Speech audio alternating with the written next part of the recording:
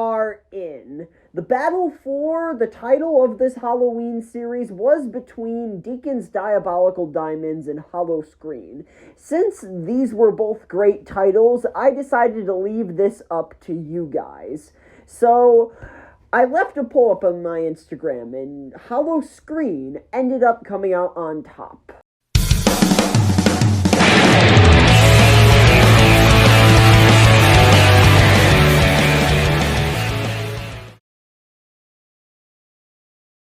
House is directed by Nobuhiko Obayashi, and it stars these people. If I tried to pronounce their names, I would absolutely slaughter them. House was made by the studio Toho. The summer of 1975 was known as the summer of Jaws. To say that Jaws was a pop culture phenomenon would be quite the understatement. Jaws smashed all box office records, becoming the highest grossing movie at its time. This film even caused a bit of a moral panic, since audiences were afraid to go to the beach in fear of getting attacked by a shark. The studio Toho wanted a bite out of all this hype. They wanted to make a film similar to Jaws. And so they made House. And House is not Jaws. It is something completely different. The best way I can describe this film is it's like an acid trip, but without taking any drugs. I've seen this film 3 times, and every time I watch this movie, I always ask myself the question, what the hell did I just watch? There are no words to describe how crazy, how absolutely nuts this film is. Also, this review will contain spoilers to House. So if you've never seen this film and you want to avoid any and all spoilers, and you want to receive my spoiler-free thoughts, I would highly recommend skipping to this timestamp so you can receive my spoiler-free thoughts and my final grade on this film. Also, I would like to inform you that this film is on HBO Max. So if you have that streaming service, I would highly recommend checking this film out on that service. And it's also on the Criterion channel, last time I checked. Also, I would highly recommend picking up the Criterion Blu-ray, to support physical media. But I mean, if that's not your thing, then streaming is always an option. But still, give physical media a chance. This film follows a group of teenage girls named Gorgeous, Fantasy, Sweet, Melody, Prof, which is short for Professor, and Mac. These characters are pretty one-dimensional, and you can guess their personalities just by their names alone. And their performances are pretty terrible also. It is very clear that this film is trying to go for the so bad it's good approach. Well, sort of. This film isn't exactly like The Room, but the performances are kind of laughably bad. But I mean, this film does have substance to it. It isn't just a complete disaster. This film is just so off the walls and just flat out nuts that it is just impossible to take your eyes off this film. For this reason, this film is incredibly rewatchable. The first half hour of this film is pretty slow, and I was actually quite bored watching this movie for the first time. And the pacing was quite detrimental for my thoughts on this movie when I watched it for the first time.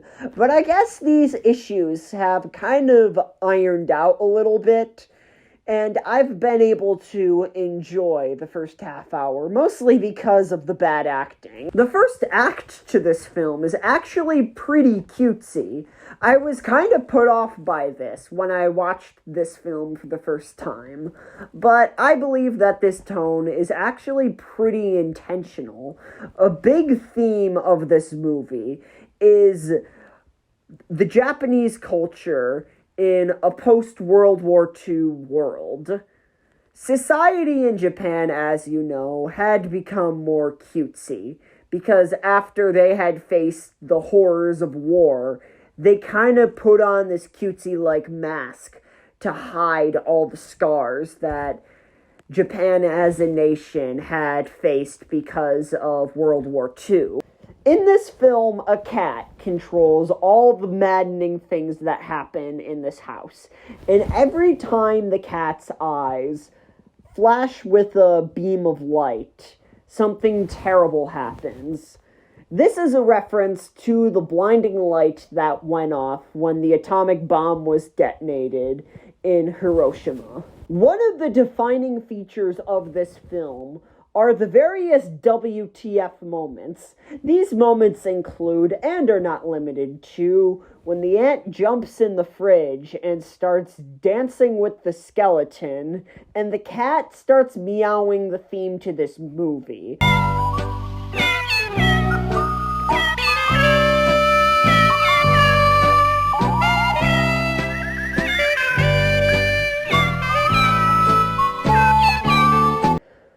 Also, when Fantasy fishes out Mac's head out of the well, and it starts chasing her around and even bites her on the butt, I mean, I have just scratched the surface on some of the craziest moments in this movie. These moments leave you scratching your head, wondering what you are doing watching this movie, and also laughing your ass off at the absurdity of everything. Also, the special effects in this film are, well, interesting.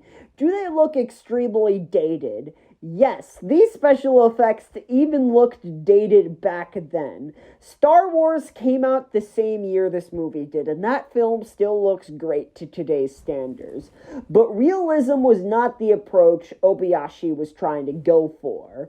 He wanted to make something that was so experimental and so off the walls that it was endearing. And in that regard, he succeeded. I could spend all day criticizing this film for its terrible acting, dated special effects, and choppy editing. I have no idea why this film decided to cut to a man eating ramen while our main characters are being tortured and killed in this house.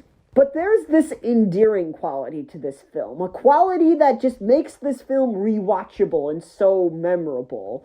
It's not exactly like The Room, where it's so bad it's good. There is a hidden depth in this film. There is something to be found. It's not just a complete dumpster fire of a movie. I don't think I could explain this movie any further. You just kind of have to see it for yourself to really get it. And because of all this, House gets a B+. Anyways, I hope you enjoyed my review of House.